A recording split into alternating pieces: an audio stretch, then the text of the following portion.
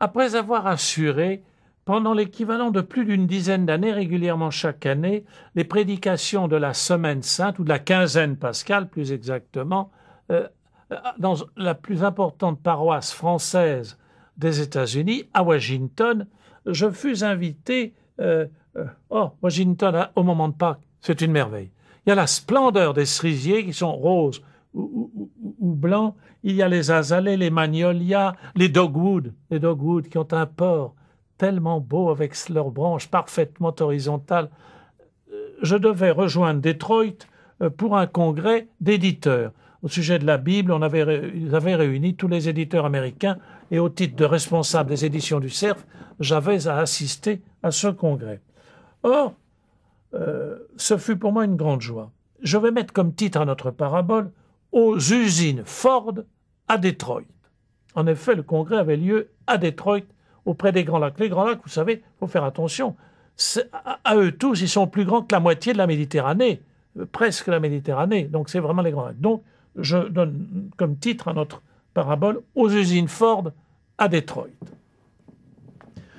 Un ami était responsable, il était vice-président de la société de Ford, un personnage aux États-Unis, m'avait donc fait promettre de lui consacrer une journée entière de visite et il m'avait dit « Tu sais, tu seras ébloui, ce sera pour toi extraordinaire, ne t'en fais pas, ça vaut la peine de réserver une journée. » Ce que je fis et j'ai été fasciné. Dès le début, j'étais fasciné parce que à l'entrée de l'usine de Dearborn, il y avait une seule pancarte. « Safety is not forever ». La sécurité n'est jamais assurée. Attention, elle n'est pas assurée. Prenez donc, faites attention, vous, qui allez traverser les 14 kilomètres des usines. C'était la seule phrase qui commentait donc tout ce circuit plus incroyable qui doit être sur Terre de production et d'invention, les plus formidables. Toute l'habileté de la raison, de l'intelligence humaine, on la sentait à tous les tournants, était là. Et nous commençons donc notre périple. Nous voyons basculer le minerai dans les fours Martin, et puis ensuite les trains de laminoir, ces plaques de tôle rouges qui deviennent, enfin les laminoirs qui sont comme, mais d'un rouge étincelant, d'un rouge presque brillant. La branche des Grands Lacs qui arrivait là, je vois encore le choc que j'avais en voyant passer ces cargos immenses, comme on ne devinait pas qu'il y avait de l'eau. On avait l'impression, vous savez, comme celui du film de Fellini.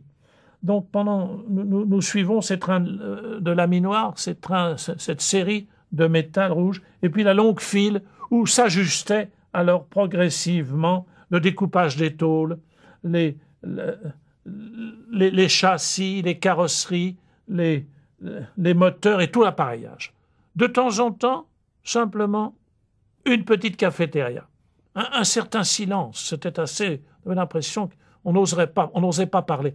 À peu près moitié d'ouvriers ou de responsables étaient noirs, moitié étaient blancs.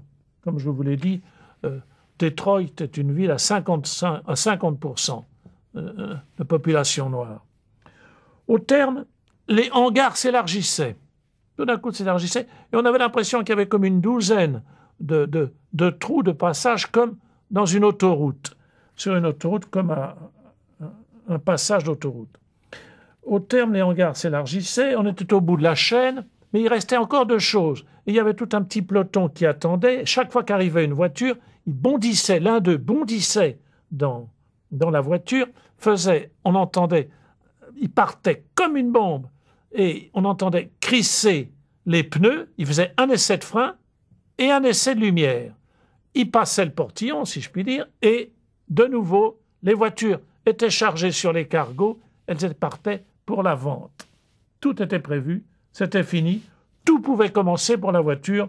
De nouveau, les quais du lac, leur ensemble, je vous l'ai dit, est immense, c'est à d'autres mesures que celles qu'on imagine. Et depuis le déchargement du minerai jusqu'à l'embarquement sur les cargos, pour faire la voiture, il avait fallu exactement pour tout 16 heures. 16 heures pour faire une voiture. Au mois de novembre, à la Toussaint, ou tout simplement à l'entrée d'une année, ou tout simplement à chaque messe, nous sommes amenés à de nouveau réfléchir à ce que veut dire notre formation. Combien de temps faut-il pour former un saint, pour former un baptisé, un homme, pour former quelqu'un, un enfant de Dieu? Combien de temps? Entre le minerai des essais de phare d'une voiture, 16 heures. Combien de temps faut-il pour un homme? Combien de temps pour un chrétien? Combien de temps pour accéder à la béatitude de Dieu? Il faut l'éternité.